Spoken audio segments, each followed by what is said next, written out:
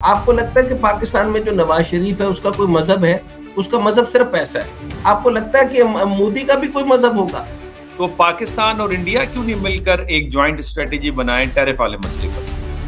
बलूचिस्तान में फर्ज करें कि जो इंडिया कर रहा है और ये सेपरेशन मूवमेंट वगैरह चला रहे हैं, क्योंकि आधा टुकड़ा तो कभी नहीं हिला सकते, जब हिलाएंगे तो जो उधर रखा हुआ वो भी हिलेगा।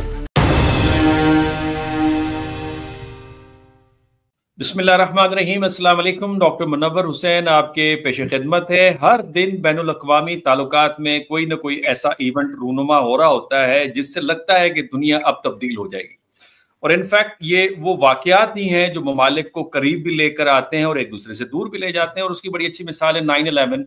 जब 9/11 हुआ तो पाकिस्तान और अमेरिका की बड़ी दूरियां थी और अमेरिका पाकिस्तान को ब्रांड करने लगा था फेल्ड स्टेट की लिस्ट में। लेकिन उसके बाद ऐसी कुर्बतें बढ़ी कि पाकिस्तान फ्रंटलाइन स्टेट बन गया अफगानिस्तान के हवाले से। अब जब से प्रेसिडेंट ट्रंप आए हैं, रोज एक नया ऐसा वाकया रूनुमा हो रहा है। लगता है कि ये दुनिया का निजाम गया सो गया। अब उन्होंने टैरिफ की बात की और मुख्तलिफ ममालिक में मुख्तलिफ टैरिफ उन्होंने आयद कर दिया और उसे उन्होंने लिबर्टी डे करार दिया। और लिबर्टी डे बुनियादी तौर पे तो 1776 का दिन है जब अमेरिका ने बरतानिया से आज़ादी हासिल की फ्रांस की मदद से।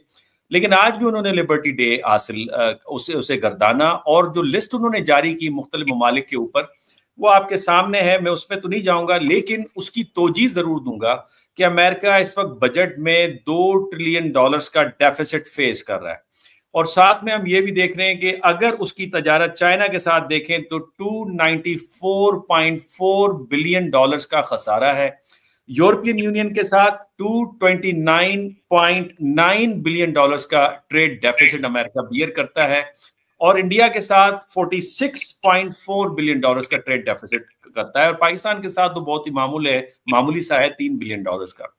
इस ट्रेड डेफिसिट को कम करने की काविश की जा रही है। लेकिन इस पे सवाल उठ सकता है कि क्या ये तरीकेकार ठीक है जो प्रेशर डालकर आप नेगोशिएशन की टेबल पे लाना चाहते हैं।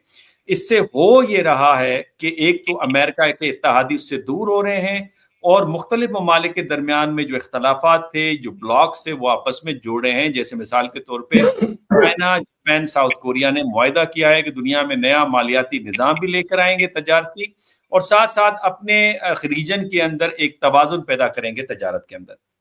दूसरा, डी डॉलराइजेशन की बात हो रही है। और साथ में ये भी बात की जा रही है कि जो अमेरिका के इत्तेहादी हैं वो दूर होकर सियासी तौर पे वो चीन के साथ जाके खड़े हो गए। और उसकी वजह यह है कि यूरोपियन यूनियन के जो फाइनेंस के देखभाल करने वाले सेक्रेटरी हैं वो चाइना तशरीफ लेकर और चाइना के साथ उन्होंने बातचीत की कि हमें मिलकर इस मामले के ऊपर डट जाना चाहिए। अब पाकिस्तान पे इसके क्या असरात होंगे, बाकी ममालिक पे क्या होंगे। इकोनॉमी के बारे में तो मार्क्स ने कहा था कि जो मोड ऑफ प्रोटेक्शन है वो आपकी सोशो पॉलिटिकल सर्कमस्टेंसेस को शेप अप करती है। इस पे गुफ्तगू करने के लिए दो इंतहाई मंजे हुए खिलाड़ी हमारे सामने हैं। डॉक्टर हसनैन जावेद किसी तारुफ के मोहताज नहीं है। चाइना से आपने हमें ज्वाइन किया है। चाइना की सूरत हाल पे बताएंगे, बिकॉज चाइना दूसरा बड़ा की खिलाड़ी है इंटरनेशनल पॉलिटिक्स, इंटरनेशनल फाइनेंशियल जो सिस्टम है उसमें। और उसके साथ साथ डॉक्टर हसन जफर, उन्होंने हमें लाहौर से ज्वाइन किया है। फेडरल पोस्ट पे आप प्रोग्राम होस्ट करते हैं और लाहौर की यूनिवर्सिटी में तदरीसी शोबे के साथ ताल्लुक है। मुख्तलिफ नेशनल इंटरनेशनल मीडिया पे आप उन्हें देखते रहते हैं। डॉक्टर हसन जफर साहब आपका बहुत शुक्रिया। डॉक्टर हसनैन जावेद साहब आपका बहुत शुक्रिया। डॉक्टर हसनैन जावेद साहब आपसे शुरू करते हैं। बताइए, हो क्या रहा है, आपको क्या लग रहा है कि ये इकोनॉमी की वर्ल्ड में, ट्रेड के दुनिया में, तजारत की दुनिया में और मईशत की दुनिया में ये क्या इनकलाब या भौंचाल बरपा हुआ है, इसे आप कैसे एक्सप्लेन करेंगे सर? अच्छा sir, thank you very much. सबसे पहले मैं आपके सामने एक प्रिंसिपल स्टेटमेंट अपनी दे रहा हूँ। और मैं आपको अक्सर बताता हूँ कि मैं बहुत से ये जेफरी सैच और ये वो लोग जो हैं, ये मैं इनको सुनता नहीं हूँ, लेकिन फिर मुझे मजबूरन सुनना पड़ता है कि क्या मेरी गुफ्तगू ठीक है या उनकी गुफ्तगू ठीक है। सो मैं आपको सिर्फ इतना अर्ज करना चाहता हूँ कि बड़ी क्लैरिटी के साथ आपको ये बता रहा हूं कि ये जो निगोशिएशन टैक्टिक्स है या निगोशिएशन स्ट्रेटेजी है, इसको अच्छे अच्छे नाम ना दें। ट्रंप एक बेवकूफ आदमी है और एक बेवकूफ एडमिनिस्ट्रेशन के साथ तशरीफ लाया है। सो मैं इस बात से एग्री नहीं करना चाहता क्या आप ये सोच रहे हैं कि ये बड़ा सोच समझ के प्लान किया गया कि ये नेगोशिएशन टेबल पे रखेगा, वो प्रेशर बिल्ड कर रहा है और फिर वो वापस ले लेगा? ऐसा कुछ नहीं है। इसका तरीकाकार यूं है, आप ये समझने की कोशिश करें, आप बिल्कुल समझदार हैं। मैं आपके सामने जो अर्ज कर रहा हूं, ये मैं दो लफ्ज आपके सामने दे रहा हूं। Number one is the American consumer set to be the biggest loser in the Trump trade war. Number one, इसका बर्दाश्त करना पड़ेगा कंज्यूमर को। अच्छा, एक पहला हाइपोथेसिस जो इस पूरी ट्रेड वॉर का है, वो सबसे ज्यादा अमेरिका की अपने कंज्यूमर्स पे पड़ेगा, नंबर वन। दूसरा, उसने मेक्सिको और कनाडा के दरवाजे बंद कर दिए। अच्छा, चाइना पहले माल सारा भेज देता था मेक्सिको को, और चाइना उससे लेता था 65 टैरिफ, वो लेते थे 5%। इधर से ले दे के कुछ और ममालिक यानी वियतनाम और उसी के अंदर चाइना, अमेरिका ही की फैक्ट्रियों के अंदर से चाइनीज माल निकलता था और बगैर टैरिफ के निकलता। अमेरिका, चाइना अपना माल बेच लेगा। चाइना को कोई तकलीफ नहीं है कि उसके ऊपर जो है वो मोटा मोटा कंधा करके लिखेगा कि made in China. Made in China पूरी दुनिया को पता है कि चाइना चाइना हो चुकी है, हर चीज अंदर से चाइना निकलती है। अच्छा, अब दूसरी इंपॉर्टेंट बात कि अब जो सबसे बड़ा स्टिमुलेटिंग क्वेश्चन है आपके लिए, मैं यहां छोड़ रहा हूं कि ट्रम्प टैरिफ में and up blowing up the US dollar hegemony. Billion dollar question मैं आपके पास छोड़ के जा रहा हूं, वो ये कि भाई जो अमेरिका है वो किस पर कायम है? वो हेजमनी पे कायम है। वो हेजमनी किस तरह की थी? वो अस्करी हेजमनी थी। अस्करी हेजमनी किस चीज पर होती है? क्या ट्रम्प उस पर बैक हो गया? नहीं, उस पर तो बैक नहीं हुआ। अच्छा, क्या वो ईरान पर हमला करेगा? जी, ईरान पे हमला करेगा। अगर ईरान पे हमला करेगा तो क्यों करेगा? ताकि वो आपको बता दे कि मैं कायम हूं।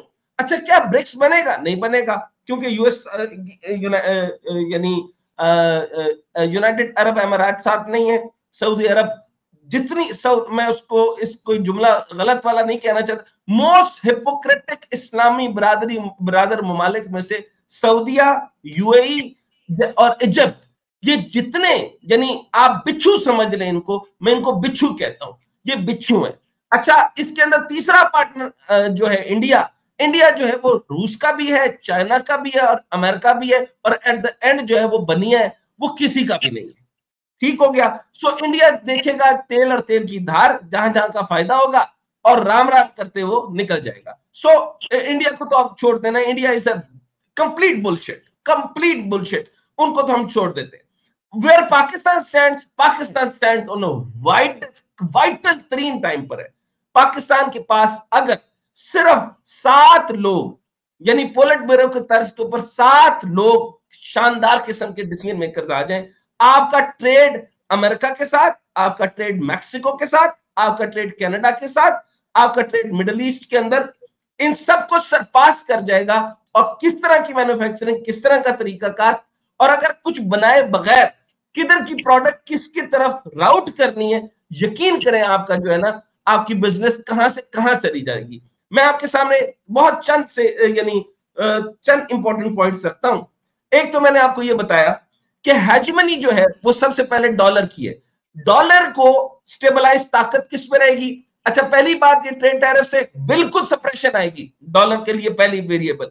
लेकिन क्या इससे डॉलर की जो वैल्यू है वो कम हो जाएगी? नहीं, वैल्यू कम नहीं होगी, पूरी दुनिया पे असर रखता है अस्करी हवाले से।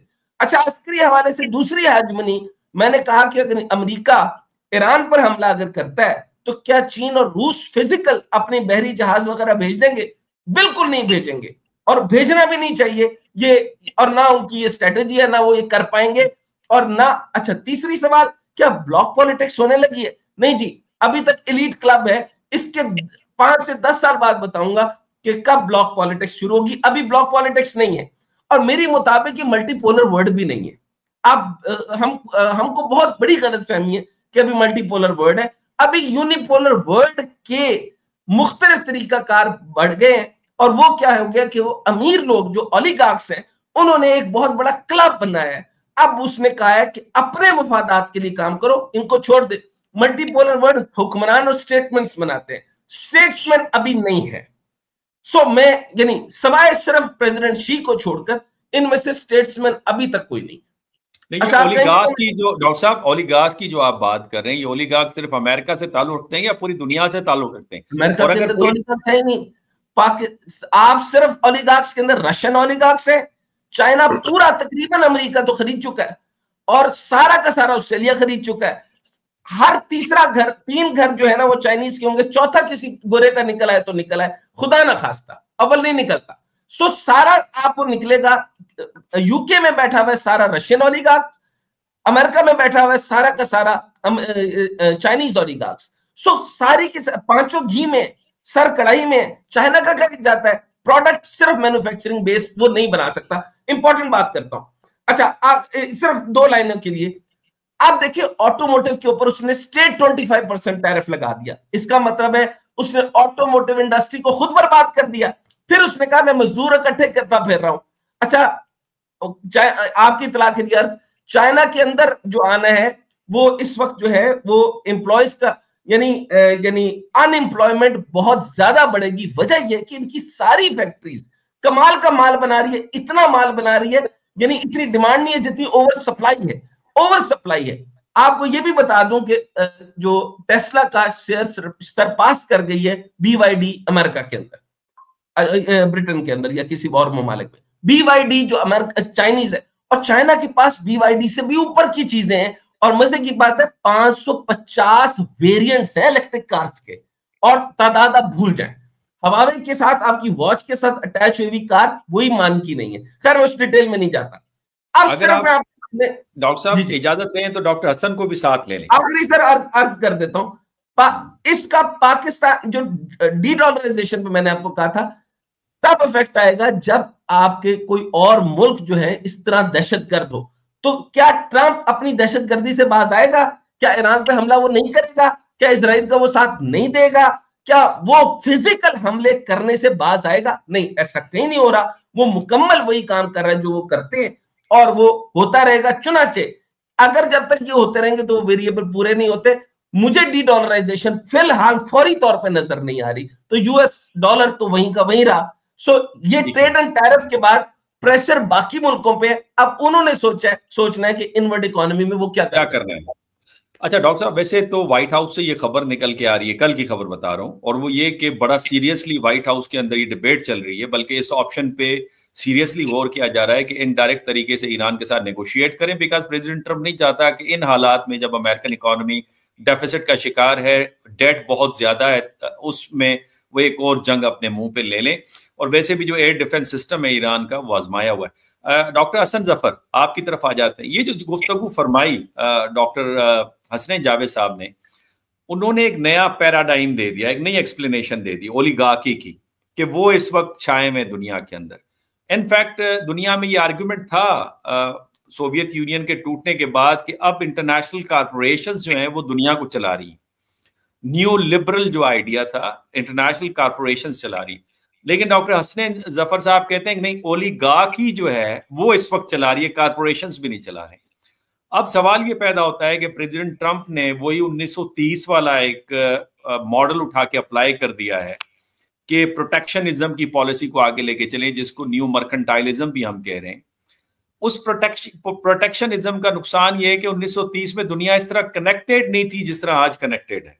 दुनिया ब्लॉक्स में तकसीम थी। डॉक्टर साहब कह रहे हैं कि दुनिया इस वक्त ब्लॉक्स में तकसीम नहीं है। ओलिगार्की सारी दुनिया की एक ही है, उसमें रशियंस हैं, चाइनीज हैं, अमेरिकन हैं, जो भी।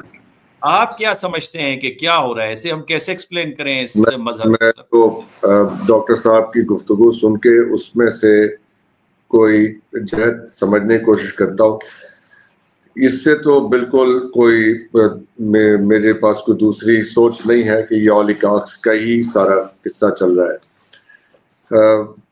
ज़्यादा क्योंकि इतनी डायमेंशंस हैं जो आपने गुफ्तगू फरमाई है उसमें।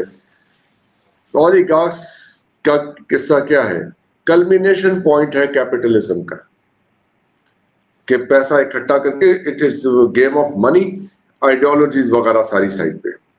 There's nothing about ideology, there's nothing about, ये देखें ना, थीसिस रिवर्स हो गए। अब आपके पास ना मार्क्सिज्म है, ना इस्लामिक आइडियोलॉजी आपकी मिडल ईस्ट की, कहाँ गई आपकी ईरान की वो आइडियोलॉजी, कहाँ गई ये आपकी अफगानिस्तान की आइडियोलॉजी? यही मुजाहिदीन थे ना जिन्होंने बुद्धा के मुजस्मे गिराए थे तोपों से। यही इंडिया के साथ ओके हो रहे हैं, तो इसका मतलब है वहां उनको उनकी बुत परस्ती से मसला नहीं है, वो बुद्धा के मुजस्मों से। So it's not about any kind of ideology anymore, it is about oligarchy. Oligarchs का पैसा, तो सब तो जब लड़ना क्यों है, आपस में इकट्ठे हो जाते हैं। दूसरी चीज जो इम्पोर्टेंट है कि ये बहुत अहम बात की डॉक्टर हसनैन साहब ने कि ये इस मफरूजे पे चले जाना कि दुनिया 3 हिस्सों में बट गई है या ये मल्टीपोलर वर्ल्ड बन गया है, ये शायद एक ऐसी खौफनाक शेयर मिसकैलकुलेशन का मौजब बने, ये बात उसकी वजह बन जाए, जिसकी बुनियाद पे बिल्ड की हुई स्टोरी से हम हकीकत से इतने दूर हो जाएं कि हम उसको एड्रेस ही ना कर पाए। अगर तो फौजी और माशी कुव्वत से देखें तो अगर अमेरिका हिट कर देता है ईरान पे, तो ईरान क्या कर लेगा जवाब में? कुछ नहीं कर सकता, नथिंग। इन माय अंडरस्टैंडिंग उनके पास जो भी एयर डिफेंस सिस्टम है, जैसा भी उनके पास फजाई कुव्वत तो है नहीं। If they are not hitting Iran, इसका मतलब है कि Iran is important for the USA. वो उनसे कोई ऐसा काम लेना चाहते हैं जिसके लिए वो उसे हिट नहीं कर रहे, ठीक है ना सर? वरना वो ईरान के ऊपर हिट कर देना, उनके B-52 बॉम्बर्स के पास वो कैपेबिलिटी है कि वो जमीन में कई किलोमीटर तक जाके वो आपके बंकर्स तबाह कर सकते हैं। तो उनकी न्यूक्लियर कैपेबिलिटीज, चाहे वो 400 जगह पे बिखरी हुई हो, 400 बम गिरा देंगे, ओवरनाइट ये ऑपरेशन खत्म हो सकता है। तो इसकी जवाब सिर्फ एक जुमला कह दूं, उसका जवाब ये है ना कि नॉर्थ कोरिया पे भी हमला इसलिए नहीं किया कि नॉर्थ कोरिया के पास सलाहियत है कि खित्ते में अमेरिकी मफादात को गजन पहुंचाए।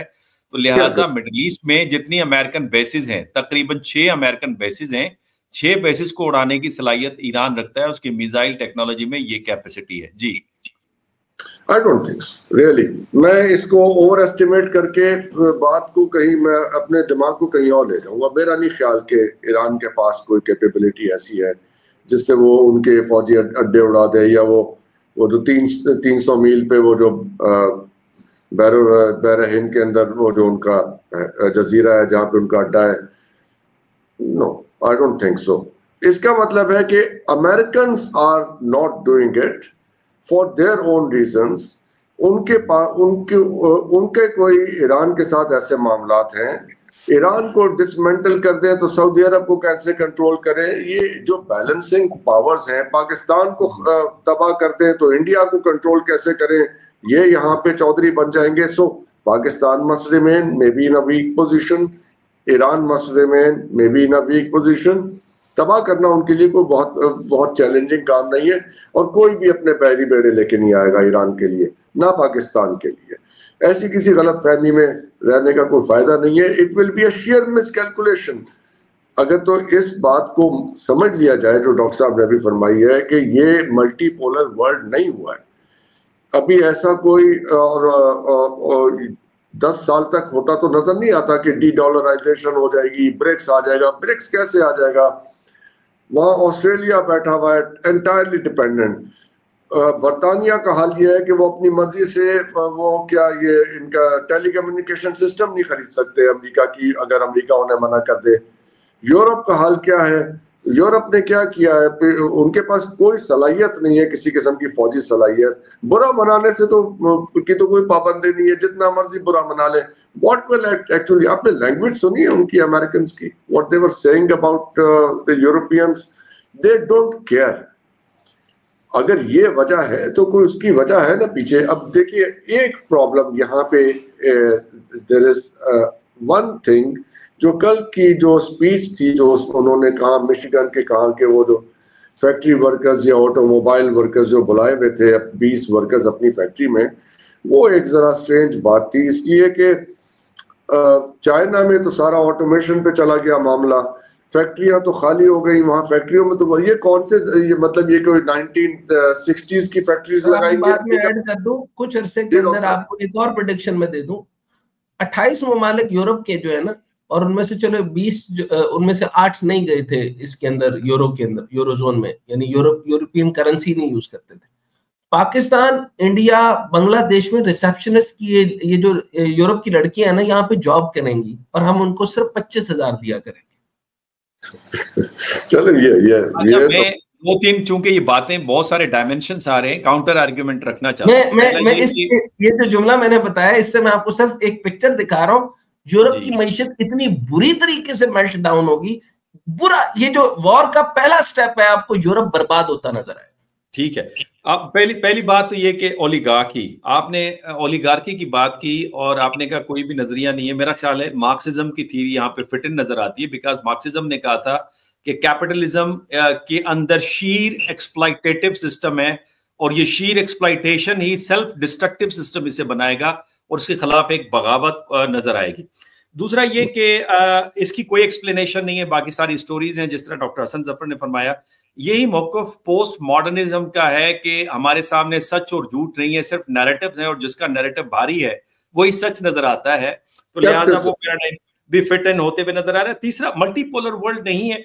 देखिए मेरा ख्याल है पॉलिटिक्स में ना डॉक्टर साहब मुख्तलिफ चेस बोर्ड्स होते हैं। पॉलिटिक्स में ये नहीं होता कि अगर करेंसी नहीं तब्दील हो रही तो लिहाजा मल्टीपोलर वर्ल्ड नहीं है। उसमें जो 5 की वैल्यूज हैं उस पर असर होते हुए नजर आ रहा है। सिक्योरिटी का मसला है बिलफर्ज, उस पर खुल के अमेरिका नॉर्थ कोरिया पे नहीं खेल पा रहा, खुल के ईरान पर नहीं खेल पा रहा, खुल के और बाकी ममालिक पे नहीं खेल पा रहा, और इजराइल को जिस तरह प्रोटेक्ट करना चाह रहा है उस तरह प्रोटेक्ट नहीं कर पा रहा। कहने का मकसद ये है कि मुख्तलिफ चेस बोर्ड्स हैं, कल्चरल चेस बोर्ड है, टेक्नोलॉजी का चेस बोर्ड है, इंफॉर्मेशन का चेस बोर्ड है। उसमें आप देख रहे हैं कि चाइनीज आस्ते आस्ते सरपास कर गए अमेरिकन को, और फिर इसी टेक्नोलॉजी की बुनियाद पर दूसरे ममालिक भी आगे बढ़ने की कोशिश करें। तो मुख्तलिफ चेस बोर्ड से इसको समझना चाहिए। अमेरिका क्यों एरोगेंट है, आपने फरमाया उसकी लैंग्वेज क्यों एरोगेंट है। उसकी बुनियादी वजह अमेरिका के का एक्सेप्शनलिज्म है। जो कॉन्सेप्ट ऑफ एक्सेप्शनलिज्म है अमेरिकन हिस्ट्री में बड़ा इंटीग्रल पार्ट है उनकी सोसाइटी का, उनकी साइकी का। मैनिफेस्ट डेस्टिनी के मुताबिक they are the chosen people, they are different from all other people, so whatever they would do right because this is the responsibility given by God. तो ये जिसकी वजह से ये उनके मामलात हैं। तो मैंने चाहा कि ये से समझे ये बात इतनी ये कॉम्प्लिकेटेड है, लेकिन मेरा सवाल ये है कि अमेरिका नॉर्थ कोरिया को क्यों अटैक करना चाहेगा? उन्होंने क्या बिगाड़ा है उनका?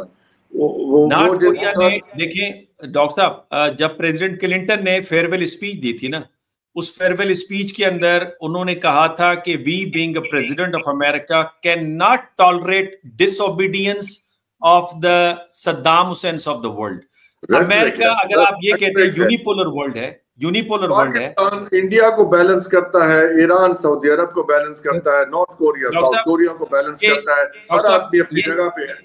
ये आप ठीक फरमा रहे हैं। रियलिस्ट पैराडाइम में ये एक्सप्लेनेशन फिट इन होती है कि आप काउंटर बैलेंस क्रिएट करते हैं, लेकिन सवाल यह है कि काउंटर बैलेंस किस तरह से। बहुत सारे ऐसे वाकयात हैं, बिलफर्ज एनपीटी सीटीपीटी पे साइन का मामला हुआ, इंडिया पाकिस्तान ने दोनों ने कोऑपरेट किया है, अंडर द कारपेट एक दूसरे के साथ कोऑपरेट भी करते हैं।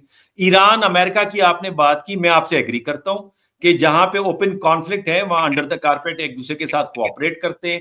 इस वक्त जो ट्रेड का टैरिफ का मामला है, यूरोपियन यूनियन और चाइना एक दूसरे के खिलाफ खड़े हुए थे ये इलेक्ट्रॉनिक कार्स के ऊपर, वो मसला अपनी जगह पे, लेकिन इस टैरिफ के खिलाफ एक दूसरे से कोऑपरेट कर रहे हैं। तो डॉक्टर साहब ये बड़ी इंटरडिपेंडेंट और कॉम्प्लेक्स वर्ल्ड है, इंटरनेशनल पॉलिटिक्स कोई आसान नहीं होती। लेकिन सवाल जो मैं आपसे पूछना चाह रहा था डॉक्टर साहब, वो ये, डॉक्टर हसनैन जावेद के पास जाते हैं फिर आपकी तरफ आते हैं, ये पूछना चाह रहे थे कि पाकिस्तान के ऊपर क्या मईशत का क्या असर पड़ेगा, भारत के ऊपर क्या पड़ेगा, बांग्लादेश पे क्या पड़ेगा, साउथ एशिया पे क्या इन टैरिफ का असर आपको पड़ते हुए नजर आ रहा है? सर देखें, सबसे पहली बात है, देखें, एक तो मैं अर्ज करूं, एक इकोसिस्टम बड़ा इंपॉर्टेंट होता है। आपका जब इकोसिस्टम डेवलप होता है ना, तो वो ही सारी चीजों को जो है ना वो स्ट्रक्चर बनाता है। पाकिस्तान के लिए सबसे बड़ा गैप तो ये है कि इस वक्त इकोसिस्टम हिल गया है। अमेरिका ने पूरा ट्रेड बैलेंस हिलाकर रख दिया, क्योंकि वो ट्रेड बैलेंस बनाया ही उसी ने था, उसी ने हिला दिया। उसने कहा था कि पहले तुम मेरे से, मैं तुमसे 3% लूंगा, तुम मेरे से 57% दो। पाकिस्तान का बैलेंस आपको ये लगता है? पाकिस्तान का तिजारती जो बैलेंस अगर आप सामने रखें, सो कितना बैलेंस है आपके पास? आपका जो तिजारती हुजम 58% टैरिफ आप वसूल करते थे, और आपका हुजम तकरीबन 7 से 9 बिलियन डॉलर का बनता था, और इमरान खान के जमाने में ये तकरीबन 11 बिलियन डॉलर गया था, क्योंकि आपने सब्सिडी दी थी टेक्सटाइल को। अच्छा, इसके बाद आपने 5 अरब डॉलर, उसमें भी ओलिगार्की थी, उसमें भी सब्सिडी इसलिए दी थी क्योंकि Razak Dawood and the group उसके अंदर जो है वो टेक्सटाइल के अंदर उसके वो लोग थे जिन्होंने उसको इनपुट किया हुआ था। अच्छा, अब जो है वो 5 अरब डॉलर का पाकिस्तान अमेरिका को एक्सपोर्ट्स है, जबकि 2 अरब डॉलर की इंपोर्ट्स है। अच्छा, तो ये तो रेशो ही कोई नहीं बनती। सो मेरे पास यहाँ पे गैप आपके सामने ये देखें कि टेक्सटाइल मसनूआत पे अब 29% तक आया, तो लेते कितना था पहले कितना लेते थे, आपकी ऑडियंस को नहीं पता होगा सर, सिर्फ 10 से 12%। ये भी अब रिसेंट टाइम्स में हुआ, उससे पहले 2018 से 2010 पे चले गए, इट वाज अबाउट लाइक 5% या 3%, यानी आपकी अमेरिका में कंपटीशन ही नहीं था, आपकी कपड़े की मार्केट अमेरिका में मजबूत तरीन थी और अब भी होगी। अच्छा कैसे होगी वो बात मैं बताता हूं। अच्छा जो स्पोर्ट्स है, स्पोर्ट्स गुड्स, उसके ऊपर टैरिफ कितना था सर? सर ये अब आकर 2 से 5% हुआ, इससे पहले 0.2 समथिंग था, यानी आपके पास कितना बड़ा गैप था। लेकिन आपने लाइसेंसिंग नहीं करवाई, आपने बेसबॉल के धागे सेट नहीं कराया, आपने इंटरनेशनल स्टैंडर्ड पे बॉल के धागे पूरे नहीं करवाए, और वो आप कर सकते थे लेकिन आपने नहीं किया। अच्छा चमड़े की सनत जो आपका 85% of the small and medium enterprise में आता है, आपने के बैंकिंग सेक्टर ने उनको कुछ नहीं दिया, टैनरीज गंदी हैं, क्वालिटी स्टैंडर्ड्स गंदे हैं, सिक्स सिग्मा आपने इस्तेमाल नहीं किया, इसकी वजह से नुकसान हुआ, वरना आपका चमड़ा शानदार होता, क्योंकि सबसे ज्यादा बकरा आप चीरते हैं और उसके बाद खालें आपके पास होती हैं, लेकिन आप खाल भी सही नहीं उतारते, आप उसके अंदर टक लगा देते हैं और उसके बाद जो होता है वो चमड़ा, वो आपका तकरीबन टोटल खाल की जो कलेक्शन कुर्बानी की होती है उसके ऊपर आपका मुश्किल से 15 से 20% आप अच्छी खाल निकाल सकते हैं जो टैनेबल होती है, अदरवाइज टैनरी भी अच्छी नहीं है आपके पास। अगर आपने इसमें काम किया होता तो कितने अच्छे थे। यानी अब भी ये गैप्स हैं, बताना ये चाह रहा हूं, चमड़ा और कहीं से नहीं मिलेगी पाकिस्तान के पास। अच्छा आखिरी जो है वो सर्जिकल आलात, चमड़े की सनत पे सिर्फ 5 से 15 लगता है, अब भी ना होने के बराबर है अगर आपने काम करना है। दूसरा है सर्जिकल, पांचवा है सर्जिकल आलात, ये 2 से 4.2। अच्छा ये रह गया पाकिस्तान का स्ट्रक्चर, ठीक हो गया सर। एक मैंने आपको बात की थी सर, पहले जो बैलेंस था वो रैशनल बैलेंस था, आप मुझे जवाब भी देते जाइए डॉक्टर मुनव्वर साहब, क्या पहले रैशनल बैलेंस था? ये जो टैरिफ सारे पूरी दुनिया को उन्होंने दिया हुआ था, उसमें आपको बैलेंस नजर आता है? क्या ये रेसिप्रोकल बैलेंस था? नहीं ना, वो इसलिए नहीं था क्योंकि हेजमनी कायम करनी थी और उनको हुक्मरानी कायम करनी थी, उस वक्त अमेरिका के पास पैसे थे। अब अमेरिका के पास पैसे वाकई ही नहीं है, वाकई ही नहीं है, तो वो इंपोज नहीं कर रहा, ये कोई प्रेशर टैक्टिक्स नहीं है, ये कोई स्ट्रेटेजी नहीं है, मैं अर्ज ये कर रहा हूं पैसे हैं ओलिगार्क्स के पास। अब वो कह रहे हैं, शनेल कह रहा है, गुची कह रहा है, गंदी सी गाली देकर ट्रंप को कि पहले क्या हो, सो सिर्फ ओलिगार्क्स कह रहे हैं कि अब हमें पैसे चाहिए। वो जो ब्लैक रॉक है ना, जिसके नीचे 1000 कंपनीज हैं, जिसके अंदर फेसबुक के भी शेयर्स हैं, फलां के शेयर्स भी हैं, फलां के शेयर्स भी हैं, जो पूरी दुनिया का जो है आपकी जो क्या कहते हैं, जो आपकी ग्रेजुटी है उसको मेंटेन करके बिजनेस में डालता है, आपकी फाइनेंशियल फर्म्स हैं, आपकी फाइनेंशियल मैनेजमेंट फर्म्स हैं, इन सब का पैसा डालता है कहीं। ये ओलिगार्क्स उस पर प्रेशर डाल के बैठे हैं ट्रंप के ऊपर कि पैसे लेकर आओ। अब उनको पैसे लेकर आना है। 85% बिलियनियर्स इसके साथ थे और उससे ज्यादा जो है वो कमला हैरिस के पास थे, लेकिन पॉइंट ये है कि ओलिगार्क्स इसके साथ आ गए उसके अंदर। और आपको पता है कि चाइना का ओलिगार्क जो उधर बैठा है वो चाइना की नेशनैलिटी छोड़ के बैठा होगा, रशियन जो बैठा हुआ है वो रशिया की नेशनैलिटी छोड़ के बैठा हुआ है, उसका मुल्कों से ताल्लुक नहीं है, उसका कोई नजरिया नहीं है। ओलिगार्क्स का एक ही नजरिया होता है, पैसा। अच्छा उसको एक और भी काम कर रहे हैं। अच्छा फ्रेडरिक टेलर का जिक्र आ गया, डॉक्टर हसन जफर के पास एक किताब है, वो उस वक्त 18,000 की थी, इन्होंने मुझे नहीं दी थी। अच्छा कौन सी डॉक्टर साहब वो किताब तो हमें भी दे दीजिए। नहीं उसमें फ्रेडरिक टेलर साहब जो थे उन्होंने कहा था कि मैं बचपन में वो साइकोलॉजी थोड़ी साइकोलॉजी का मसला था उनका बाप फ्यूडल था और बाप फ्यूडल होने की वजह से उस बच्चे को कोई इज्जत नहीं देते थे। अच्छा वो कहते थे मुलाजिम में मेरी इज्जत नहीं करते, तो वो बड़े होके उसने जो है ना वो ऑटोमोबाइल इंडस्ट्री बनाई, इंजीनियर था, इंजीनियर बना, पैसा बनाया, फिर उसने कहा कि मैं इंसानों से नफरत करूंगा और इन इंसानों से नफरत करके मैं इसको ऑटोमेशन पे ले जाऊंगा। मैं देखना ही नहीं चाहता, सारी जॉब्स के ऊपर इंसान नहीं देखना चाहता। कभी ये बीमार हो जाते हैं, कभी इनका अंगूठा टूट जाता है, कभी इनके नाक में नसले शुरू हो जाते हैं, कभी ये कोई बकवास करते हैं, कभी ये कोई बकवास करते हैं। ये ओलिगार्क्स का बता रहा हूं। उसने कहा कि मैं ऐसा स्ट्रक्चर लेकर आऊंगा कि ये जो मैनलेस मशीन्स हैं मुझे ये चाहिए। इसके बाद फ्रेडरिक टेलर का वो कॉन्सेप्ट उठा और फिर जॉब जो डिस्क्रिप्शंस थी वो रिवाइटलाइज हुई और इसके बाद का जो है वो क्वालिटी स्टैंडर्ड्स इंप्रूव हुए, वेज रेट्स का मामला खत्म हो गया, उसने कहा मैं लानत भेजता हूं वेज रेट से, तो ऑटोमेशन शुरू हो गई। वही ऑटोमेशन आज चाइना के अंदर भी है। चाइना को भी आज आपकी लेबर की कोई जरूरत नहीं है। ट्रंप एक तरफ से पागल इसलिए कि वो लेबर ढूंढता फिर रहा है। ओ भाई, दुनिया में अब लेबर नहीं चाहिए। करोड़ों अरबों एन के बन रही है एक दिन में। ध्यान है मेरे साथ सर, 20 मिनट की ड्राइव के ऊपर अरबों एन के एक फैक्ट्री में बन रही है। एक आदमी जो दरवाजा खोलता है, उसके अंदर जाता है, मशीन को प्लग इन करता है, that's it and that's all. कोई आदमी और नहीं है। यानी जिस जगह अगर पाकिस्तान में हो तो 5000 मजदूर चाहिए, तो उस जगह के ऊपर सिर्फ एक बटन काम करता है, ऑटोमेशन ऑटोमेशन ऑटोमेशन ऑटोमेशन।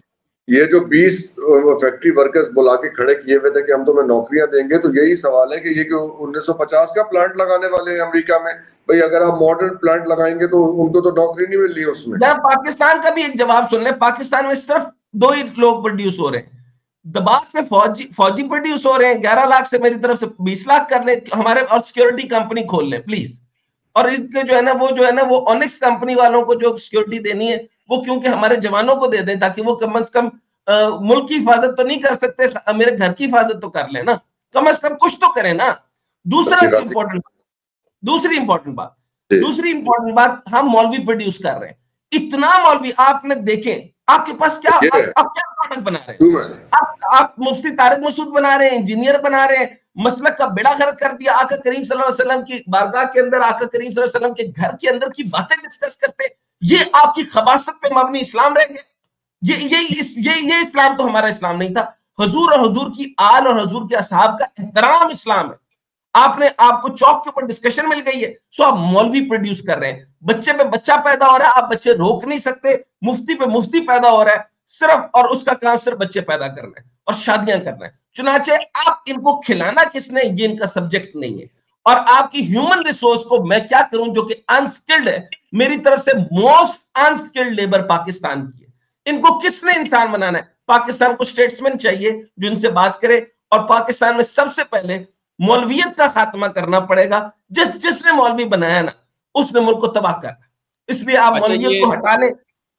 जी ये अब आखिरी बात जी आखिरी बात अभी तक नहीं करनी, तो मैं सिर्फ इतनी बात कर दूं कि सबसे पहला जो स्टेप है वो आपका सप्रेशन है, जो ट्रंप साहब ने कर दिया है।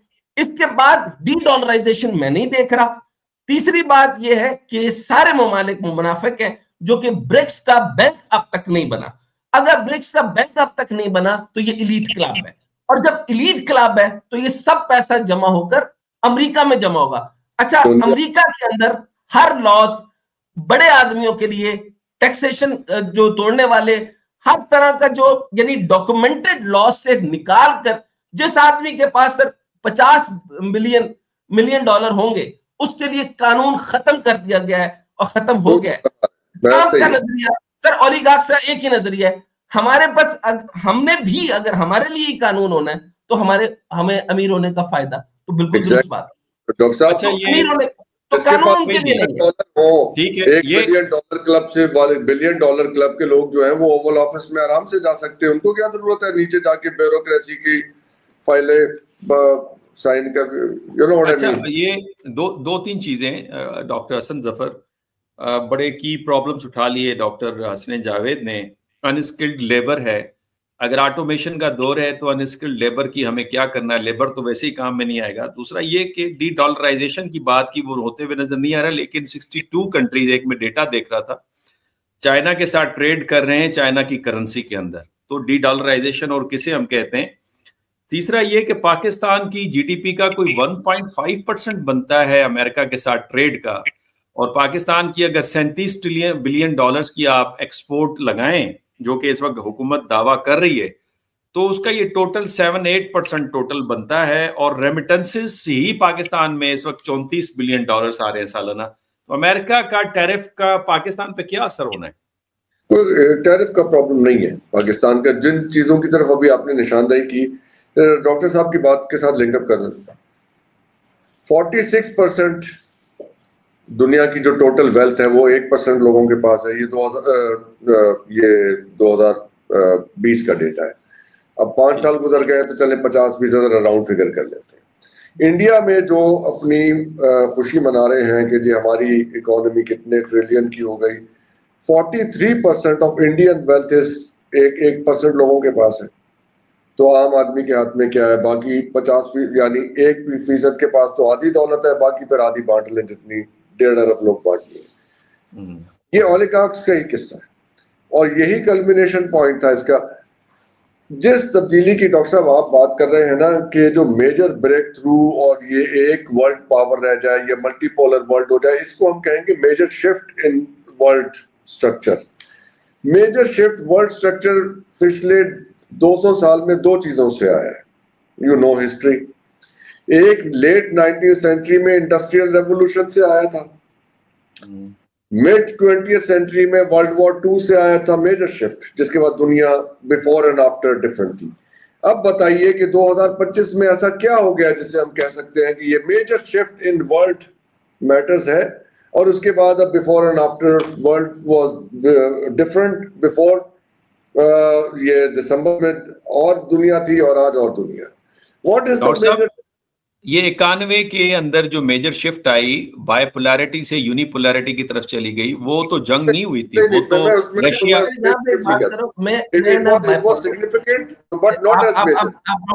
डॉक्टर हसन जफर आप प्लीज कंटिन्यू कीजिएगा। माय अपॉलॉजी, मैं आपको इंटरवीन कर रहा हूँ। मैं सर अपना थीसिस एक दफा दोबारा आपको याद दिलाता जाऊं ताकि मेरे पे ज्यादा से ज्यादा तनकीद हो। पूरी दुनिया नहीं मानती, ना मैं बाइपोलर मान रहा हूँ ना मैं मल्टीपोलर मान रहा हूँ। मैं ये कह रहा हूँ कि यूनिपोलर अभी खत्म ही नहीं हुआ। यस, मैं 91 का तस्करा करूं। It was significant, it was major, but not so major that it would define the world. इसलिए कि 91 was the continuation of what started in 45। उसकी कंटिन्यूएशन ही आगे हुई है। उसके मेजर इवेंट्स होते रहे, फिर 9/11 भी आया, that was also a major thing. Major events तो हुए हैं बीच में, लेकिन डिफाइनिंग जिसने दुनिया को ऑल टुगेदर चेंज कर दिया, it was different before and after. तो ऐसा तो कुछ अगर हम क्या कह सकते हैं कि क्या एआई का कोई ऐसा ब्रेक थ्रू हो गया है मेजर, क्या वो उससे दुनिया रीडिफाइन हो गई या कोई एक नई चीज आ गई है? ऐसा what has actually happened? Only the invasion of Ukraine, is that the major thing? बाकी nothing major has happened. Iran को कुछ नहीं होने वाला। ईरान को कुछ हो गया तो सऊदी $1 ट्रिलियन क्यों लगाएगा जाके अमेरिका के अंदर? ईरान को छेड़ते हैं तो सऊदियों के साथ कैसे उनकी गर्दन पे अंगूठा कैसे रखेंगे? So Iran must remain.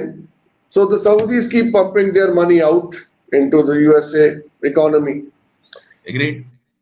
North Korea must remain, so South Korea behaves, and Pakistan must remain, so India behaves. Very well calculation. So what's doctor साहब, ये जो आपका आर्गुमेंट है, ये तो मैं यहाँ तक एग्री करता हूँ कि जो लिबरल वर्ल्ड ऑर्डर है वो मुकम्मल तौर पे इरोड अभी नहीं हुआ। वही इकोनॉमिक मॉडल और वही पॉलिटिकल मॉडल चल रहा है, उसका अल्टरनेटिव अभी हमारे सामने नहीं आया। जी जी, तो डॉक्टर साहब आगे बताइए ना, फिर बलोचिस्तान वाली बात भी बता दें। बलोचिस्तान में फर्ज करें कि जो इंडिया कर रहा है और ये सेपरेशन मूवमेंट वगैरह चला रहे हैं, उसके अंदर चलिए उनके पर्सपेक्टिव से केस सिनेरियो, अगर अमेरिकन हेजेमनी आती है या अमेरिका उससे करता है, तो फिर it is not only Pakistan part of Balochistan, it is also Irani part of Balochistan. क्योंकि आधा टुकड़ा तो कभी नहीं हिला सकते, जब हिलाएंगे तो जो उधर रखा हुआ है वो भी हिलेगा। So how will that look? और फिर चाइनीज। मैं एक सवाल करूं सर? मेरा ख्याल है हमारा टाइम ओवर हो गया है, लेकिन एक सवाल मुख्तसर अंदाज से आप दोनों मेहमानों से करना चाहते हैं कि अगर यूरोपियन यूनियन चाइना आपस में मिल सकते हैं इस टैरिफ वाले मसले पर, जापान, साउथ कोरिया और चाइना मिलकर इस टैरिफ वाले मसले पर एक ज्वाइंट स्ट्रेटेजी बना सकते हैं, कनाडा और यूरोपियन यूनियन अमेरिका के टैरिफ वाले मसले पर मिलकर ज्वाइंट स्ट्रेटेजी बना सकते हैं, तो पाकिस्तान और इंडिया क्यों नहीं मिलकर एक ज्वाइंट स्ट्रेटेजी बनाएं टैरिफ वाले मसले पर? डॉक्टर हसनैन जावेद।